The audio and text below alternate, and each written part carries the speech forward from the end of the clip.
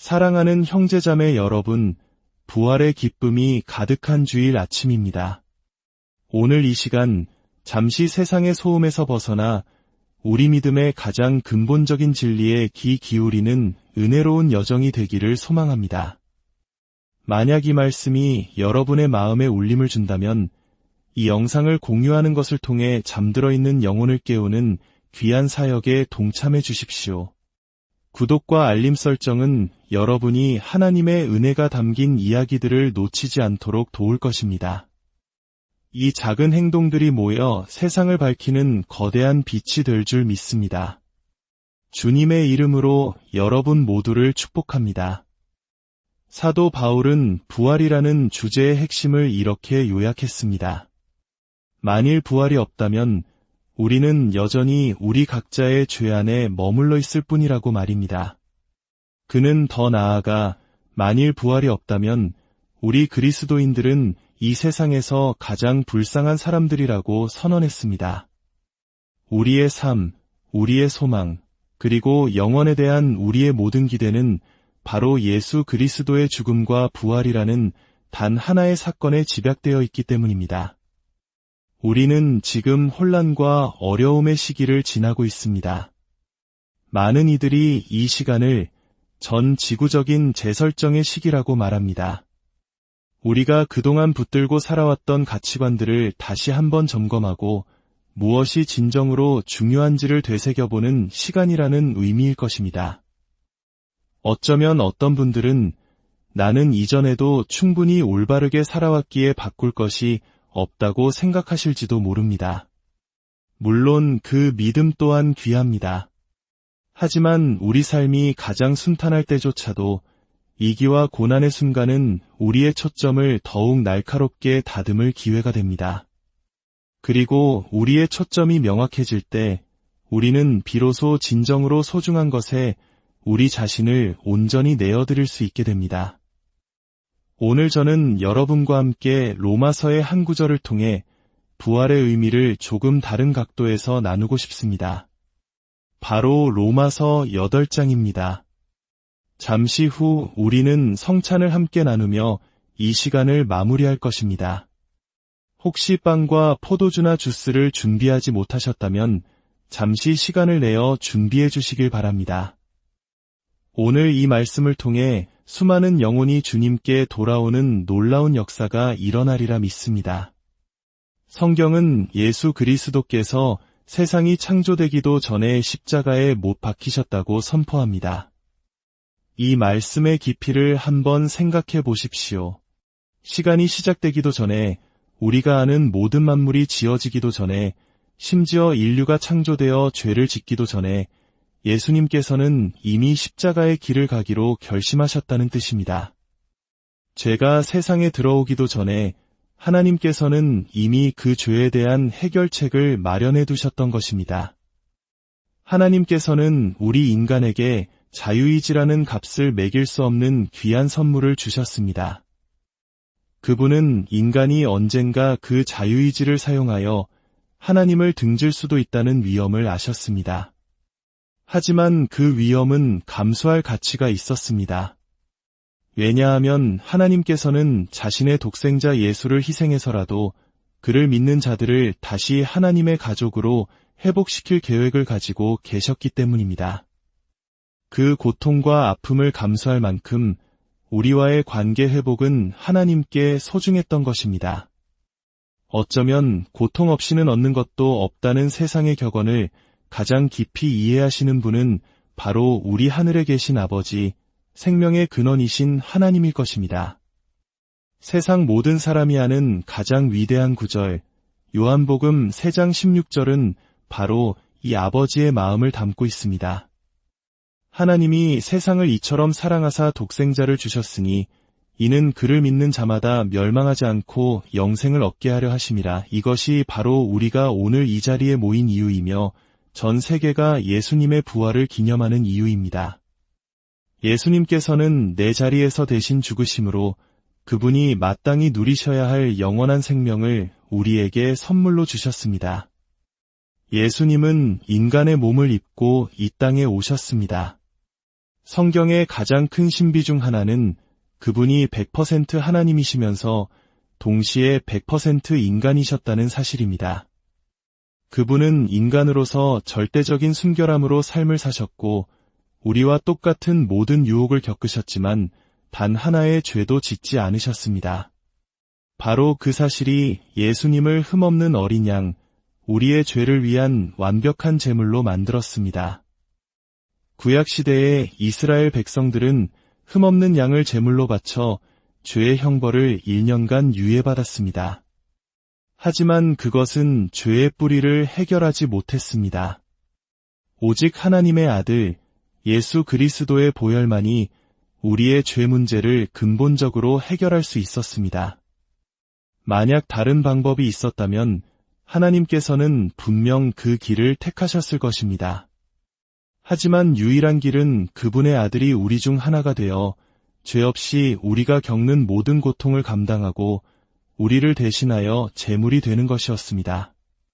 그분은 우리가 마땅히 받아야 할 형벌을 대신 받으셨고 그 결과 우리는 그분이 마땅히 누리셔야 할 영원한 생명을 얻게 된 것입니다. 이제 로마서 8장으로 가보겠습니다. 많은 분들이 로마서 8장 28절 말씀을 잘 아실 겁니다. 우리가 알거니와 하나님을 사랑하는 자 곧 그의 뜻대로 부르심을 입은 자들에게는 모든 것이 합력하여 선을 이루느니라. 우리는 어려움에 처할 때마다 이 약속의 말씀을 붙들고 일어섭니다. 이 약속이 필요한 이유는 우리 인생의 모든 일이 처음부터 완벽하게 흘러가지는 않기 때문입니다. 이 말씀은 우리에게 인내할 힘을 줍니다. 결국 하나님께서 모든 상황을 역전시켜 개인의 승리로 그리고 하나님의 영광으로 바꾸실 것이라는 확신을 주기 때문입니다. 하지만 오늘 저는 31절부터 여러분과 함께 읽어 내려가고 싶습니다. 이 구절들은 그리스도의 부활에 대한 너무나도 강력한 선포이며 우리에게 큰 힘을 줍니다. 그런즉 이 일에 대하여 우리가 무슨 말하리요? 만일 하나님이 우리를 위하시면 누가 우리를 대적하리요? 자기 아들을 아끼지 아니하시고 우리 모든 사람을 위하여 내주신 이가 어찌 그 아들과 함께 모든 것을 우리에게 주시지 아니하겠느냐? 누가 능히 하나님께서 택하신 자들을 고발하리요? 의롭다 하신 이는 하나님이시니 누가 정죄하리요? 죽으실 뿐 아니라 다시 살아나신 이는 그리스도 예수시니 그는 하나님 우편에 계신 자여 우리를 위하여 간구하시는 자시니라. 누가 우리를 그리스도의 사랑에서 끊으리요? 환난이나 곤고나 박해나 기근이나 적신이나 위험이나 칼이랴. 기록된 바 우리가 종일 주를 위하여 죽임을 당하게 되며 도살당할 양같이 여김을 받았나이다 함과 같으니라. 그러나 이 모든 일에 우리를 사랑하시는 이로 말미암아 우리가 넉넉히 이기느니라. 내가 확신하노니 사망이나 생명이나 천사들이나 권세자들이나 현재 일이나 장래 일이나 능력이나 높음이나 깊음이나 다른 어떤 피조물이라도 우리를 우리 주 그리스도 예수 안에 있는 하나님의 사랑에서 끊을 수 없으리라. 정말 놀라운 말씀 아닙니까? 이 모든 말씀은 단 하나, 바로 하나님의 사랑에 대한 이야기입니다. 부활도 우리가 서로의 지체가 된 것도 영생의 약속도 모두 우리 삶 속에서 하나님의 사랑을 실제로 경험하고 깨닫게 하기 위한 것입니다. 우리는 종종 모든 것이 주님을 위한 것입니다. 라고 찬양합니다. 물론 그것은 합당한 반응입니다. 하지만 놀랍게도 하나님께서는 우리를 향해 이 모든 것은 너를 위한 것이다. 라고 말씀하십니다. 하나님께서는 한 사람을 구원하는 일에 온전히 집중하셨습니다. 그분은 우리를 단체로 구원하신 것이 아닙니다. 그분의 사랑은 너무나도 개인적이고 친밀해서 마치 우리 각자의 눈을 마주보며 너는 내가 죽을 만큼 가치 있는 존재다 라고 말씀하시는 것과 같습니다. 이것이 바로 십자가와 부활의 진정한 실체입니다. 31절은 하나님이 우리를 위하시면 누가 우리를 대적하리요? 라고 묻습니다. 이 말은 우리를 대적하는 사람이 아무도 없다는 뜻이 아닙니다. 우리를 대적하는 자가 누구이든 그들에게는 우리의 운명을 결정할 투표권이 없다는 의미입니다. 생각해 보십시오.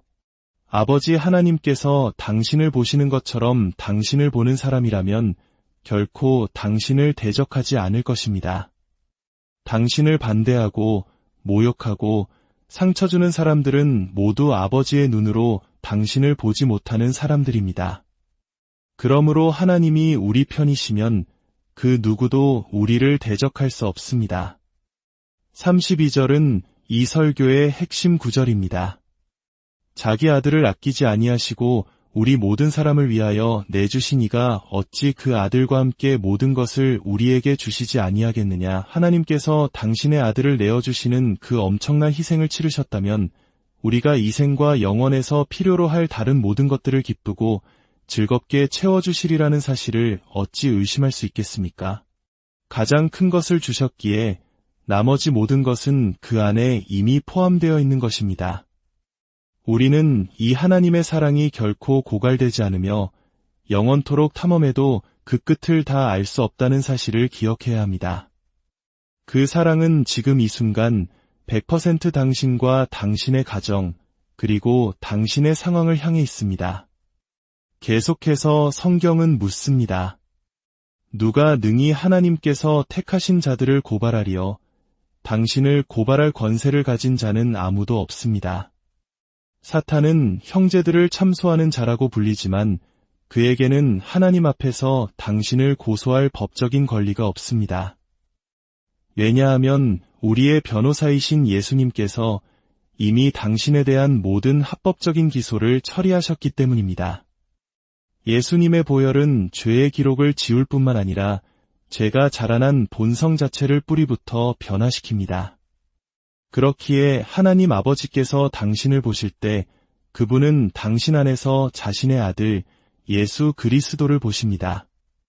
아무도 예수님을 고발할 수 없으므로 아무도 당신을 고발할 권리가 없는 것입니다. 이 놀라운 진리는 로마서 8장 26절과 34절에 나오는 두 위대한 중보 기도자에 의해 더욱 견고해집니다. 26절에서는 성령님께서 우리를 위해 친히 간구하신다고 말하고 34절에서는 예수님께서 하나님 우편에서 우리를 위해 간구하신다고 말합니다. 성령님과 아들 예수님의 중보기도 사이에 모든 것이 합력하여 선을 이룬다. 는 약속이 자리 잡고 있는 것입니다. 우리의 상황이 해결될 것이라는 확신은 우리의 믿음이나 능력에 달려 있는 것이 아니라 바로 성령님과 예수님의 기도에 달려 있습니다. 그러니 어찌 모든 것이 선하게 바뀌지 않겠습니까? 우리는 이 진리 위에서 담대하게 선포해야 합니다. 구약의 요엘 선지자는 약한 자도 이르기를 나는 강하다 할지어다 라고 외쳤습니다. 우리는 감정의 기복이나 환경의 변화에 따라 말을 바꾸는 것이 아니라 하나님의 말씀에 근거하여 우리의 정체성을 선포해야 합니다. 가장 힘들고 약해진 순간에 우리는 담대하게 고백해야 합니다. 나는 강하다. 그리스도께서 내 안에 계시기에 나는 강하다. 그리고 오늘 본문은 또 다른 위대한 선포를 우리에게 가르쳐줍니다. 우리는 넉넉히 이기는 자들이다. 나는 단순한 승리자가 아닙니다. 나는 정복자를 넘어서는 존재입니다. 왜냐하면 우리는 그리스도의 죽음과 부활이라는 절대적인 승리에 함께 올라타 있기 때문입니다. 그분의 부활이 나의 부활이 되었습니다. 그러니 지금 이 순간 스스로에게 선포해 보십시오. 나는 넉넉히 이기는 자라. 나는 그리스도의 승리 안에서 이미 승리한 자라. 말씀은 현재의 일이나 장래의 일, 그 어떤 것도 우리를 하나님의 사랑에서 끊을 수 없다고 말합니다. 그런데 흥미롭게도 이 구절에서는 의도적으로 과거가 언급되지 않습니다. 왜일까요? 우리의 과거는 이미 예수 그리스도의 보혈로 값을 치르고 사신 바 되었기 때문입니다. 우리는 더 이상 과거의 법적인 권리를 가지고 있지 않습니다. 어제는 이미 주님의 피 아래 덮여 우리 손이 닿지 않는 곳에 있습니다. 과거의 실패와 어려움에 얽매이는 것은 이미 덮어주신 주님의 은혜를 신뢰하지 않는 것과 같습니다. 물론 우리는 과거를 통해 하나님의 은혜를 간증할 수는 있습니다. 하나님께서 나를 여기서 구원해 주셨다. 이 실패를 통해 나를 승리하게 하셨다 라고 말입니다. 하지만 과거에 매여서는 안 됩니다. 현재와 미래는 우리의 것이지만 과거는 주님의 것입니다. 과거를 온전히 주님께 맡기십시오. 유다서에는 이런 말씀이 있습니다. 하나님의 사랑 안에서 자신을 지키며 영생에 이르도록 우리 주 예수 그리스도의 긍휼을 기다리라. 그리고 몇 구절 뒤에는 능히 너희를 보호하사 거침이 없게 하시는 이라고 말합니다. 하나님의 사랑 안에서 자신을 지키는 것과 하나님께서 우리를 지키시는 것 사이에는 깊은 연관이 있습니다. 사탄이 우리에게 던지는 모든 공격, 그것이 질병이든 실직이든 관계의 어려움이든 그 모든 것의 궁극적인 목표는 단 하나입니다. 바로 우리를 하나님의 사랑으로부터 분리시키는 것입니다. 우리로 하여금 우리를 온전히 100% 사랑하시는 그분의 존재를 잊게 만드는 것입니다. 여러분, 당신의 인생에서 가장 위대한 실체는 바로 당신을 향한 하나님의 사랑입니다. 만약 당신이 그것을 인식하지 못하고 있다면 당신은 너무나 많은 중요하지 않은 것들을 인식하며 살고 있는 것입니다. 인생의 모든 것은 가장 중요한 것, 즉 하나님의 사랑이라는 기준으로 측정되어야 합니다. 그 지극한 사랑을 매일 묵상하십시오. 하나님의 사랑 안에서 자신을 지키라는 말은 우리가 부엌이나 거실에 머물기로 선택할 수 있는 것처럼 하나님의 사랑 안에 머무는 것 역시 우리의 선택이라는 의미입니다. 우리는 때로 너무 빨리 달려서 하나님의 사랑이 우리를 따라잡기 어렵게 만듭니다. 불안과 분주함, 산만함을 멈추어야 합니다. 하나님께서 우리에게 허락하신 이 재설정의 시간을 통해 잠시 멈추어 서서 묵상해 보십시오. 창조주이신 하나님 아버지께서 나를 이토록 사랑하셔서 나를 통해 이루실 놀라운 계획과 소망을 품으시고 그 희망 때문에 독생자를 내어주시는 아픔을 감수하셨구나. 이 모든 것을 하신 이유는 단 하나, 우리가 믿기만 하면 영원한 생명을 얻게 하시기 위함이었습니다. 이제 우리 함께 성찬의 자리로 나아가겠습니다. 준비하신 빵과 잔을 들어주십시오. 예수님께서는 유월절 밤에 떡을 떼어 제자들에게 주시며 말씀하셨습니다. 받아 먹으라. 이것은 내 몸이니라. 그분은 내 몸을 상징한다고 하지 않으시고 이것이 내 몸이라고 분명히 말씀하셨습니다. 저는 신학자는 아니지만 예수님의 말씀을 있는 그대로 믿고 싶습니다. 그분의 몸이 우리를 위해 찢기셨습니다.